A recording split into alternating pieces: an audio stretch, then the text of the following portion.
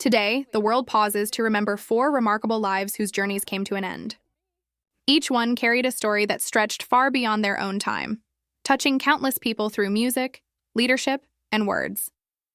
From the soul of jazz in Brazil to the driving force behind athletes' rights, from the heart of Canadian journalism to the soundtracks of an entire generation, their legacies remain deeply woven into our culture.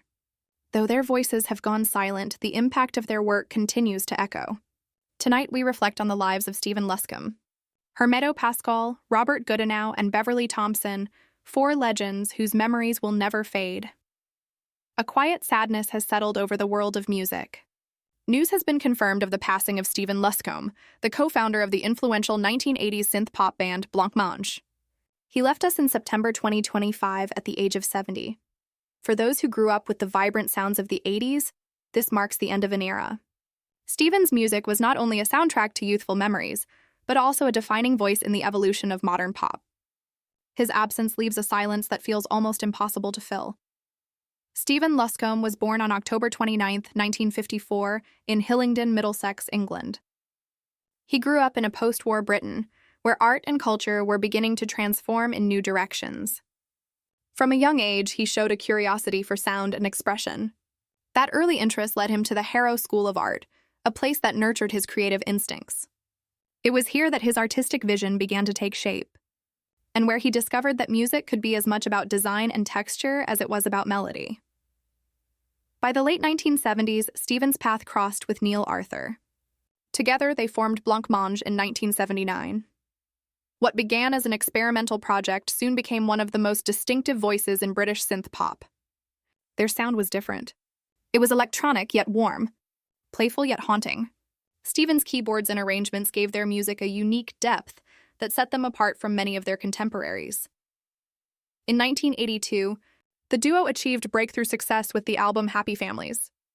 Tracks like Living on the Ceiling and Waves quickly climbed the charts. These songs became staples of the era, still instantly recognizable today. Fans remember Stephen as the quiet force behind the melodies, the one who built the soundscapes that carried Neil Arthur's voice. His presence on stage was calm and understated, yet his music spoke louder than words. Throughout the 1980s, Blancmange continued to release albums that reflected Stephen's ability to blend pop accessibility with experimental layers. Records like Mange Toot and Believe You Me kept them at the forefront of the UK music scene. Though their mainstream chart run eventually slowed, the influence of their sound only deepened over time. Many younger artists later cited Blancmange as an inspiration for their own work. But Stephen's story was not only about the music itself. Behind the stage and studio walls, he lived a creative life in London's Notting Hill. It was here that he made his home for many years, surrounded by a community of artists, musicians, and friends. Those who knew him describe him as kind, thoughtful, and deeply passionate about art in all forms. As the years went on, Stephen faced challenges with his health, yet he never lost his connection to music. Even when performing became more difficult, his creative spirit remained alive. Blancmange continued under Neil Arthur's leadership, but Stephen's legacy as the band's co-founder was always acknowledged with respect. The announcement of his death brought tributes from across the music world. Fellow musicians, critics, and fans shared their memories on social media. One longtime fan wrote, "Stephen Luscombe's work shaped my teenage years. His music made me feel less alone in the world. Thank you for everything." Another tribute came from a fellow musician who said, "Without Stephen's touch, Blancmange would never have sounded the way it did. He was a true craftsman of melody." For many, Stephen's contribution was not just about chart success, but about how he helped define the emotional tone of a decade. His music was played at parties, on radios, and in quiet bedrooms, where listeners found comfort in his melodies. Songs like Waves carried a melancholy beauty that still resonates. In that sense, Stephen gave the world not just entertainment, but emotional refuge. Even decades after their first hits, Blancmange's music continued to find new audiences. With the rise of streaming platforms, younger listeners discovered Stephen's work and embraced it as timeless. His legacy became intergenerational, proving that true artistry never fades with time. Stephen Luscombe's passing is a reminder of how fragile the voices of a generation can be. He may not have sought the spotlight in the way some artists do, but his influence is undeniable. Through his keyboards, he gave texture to the sound of the 1980s, leaving an imprint that will always be remembered in the history of pop music. As we look back on his life, we remember a man who found beauty in sound and shared it with millions. From the classrooms of Harrow to the stages of international tours, from London studios to radio airwaves across the world, Stephen's journey was one of creativity and quiet brilliance. Today, fans listen again to those opening chords of Living on the Ceiling or the soft emotion of Waves, and they hear him there, alive in every note. As one tribute gently said, Stephen Luscombe may be gone, but his music will play forever, and when we hear it, we will remember him. Stephen Luscombe leaves behind not only a catalog of songs, but a reminder of what music can do, bring joy, comfort, and connection. His life was one of sound, of art, and of legacy. He will be remembered as the synth-pop visionary who helped shape an era and whose melodies will echo long after he is gone. Farewell, Stephen Luscombe. Your music remains, and in it, so do you. A quiet silence has fallen in Brazil and across the music world. On September 13, 2025, the passing of Hermeto Pascoal was confirmed. He was 89 years old. For generations, Hermeto was more than a musician.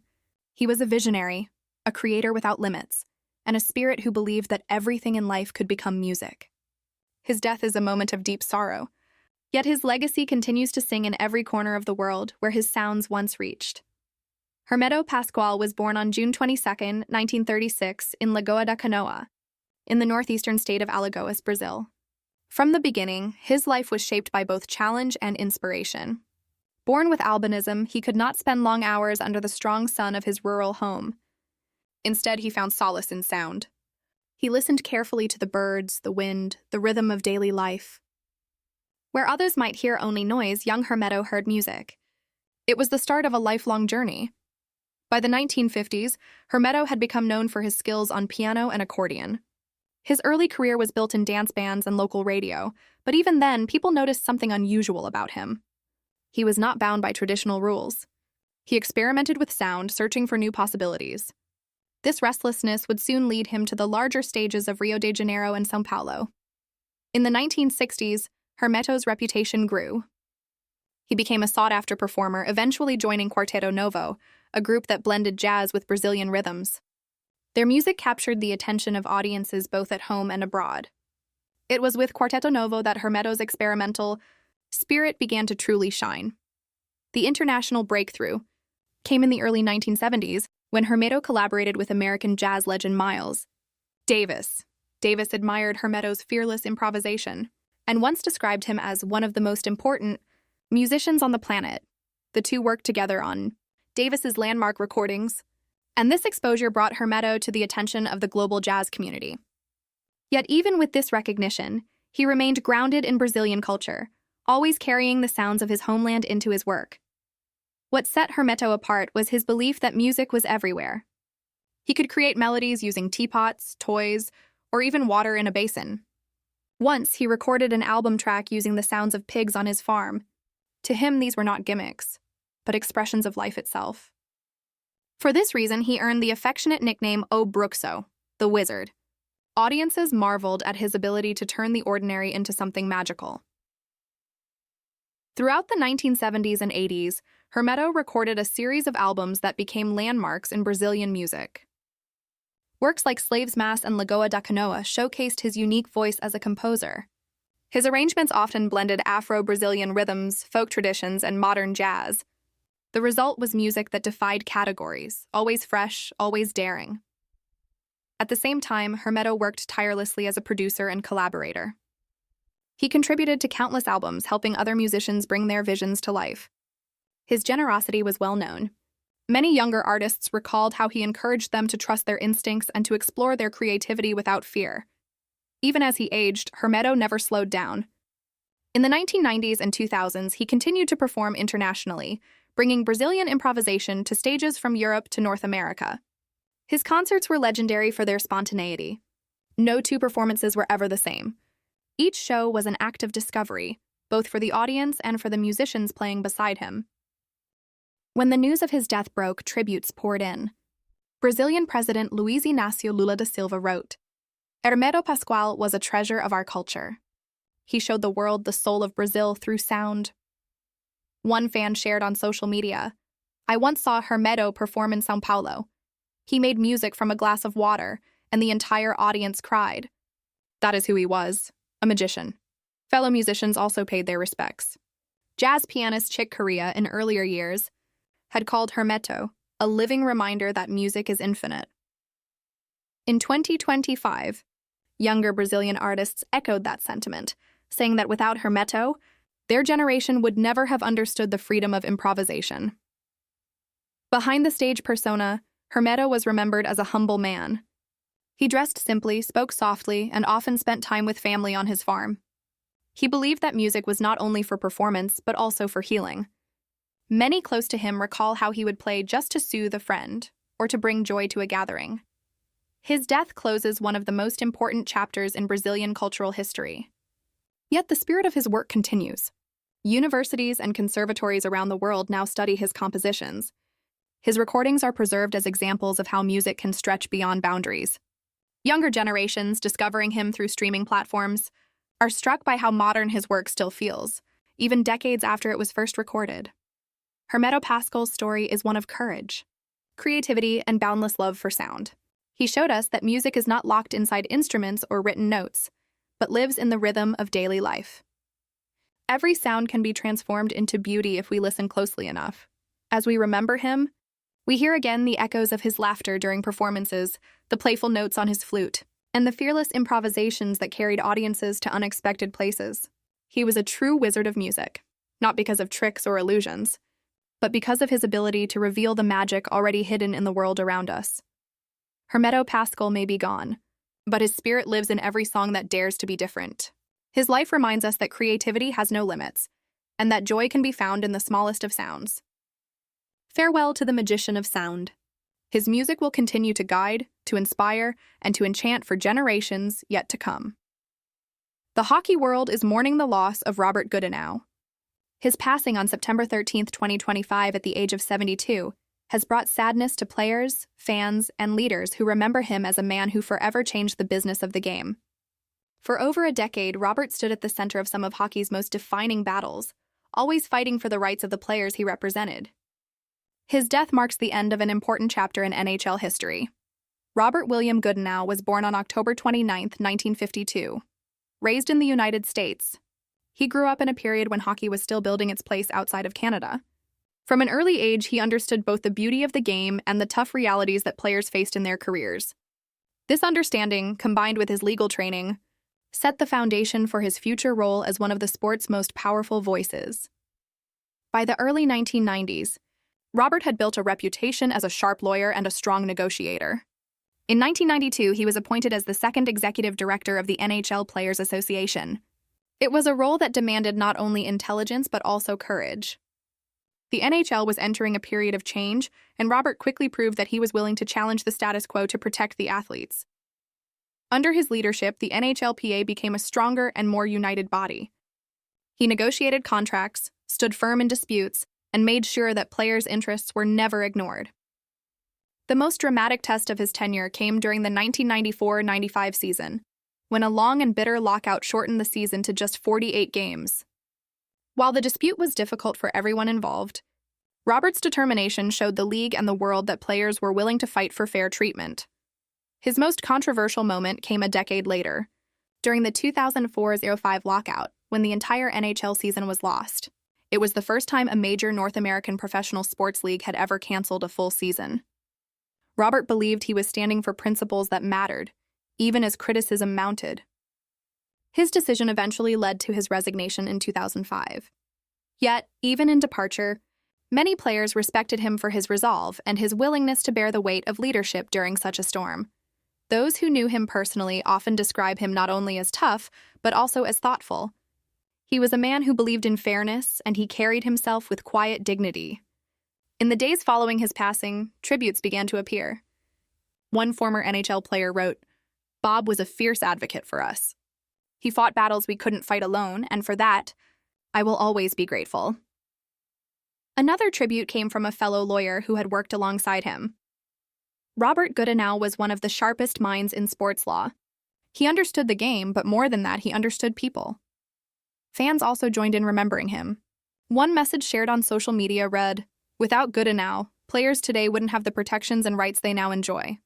His impact is part of every game we watch. Away from negotiations and public disputes, Robert lived a quieter life.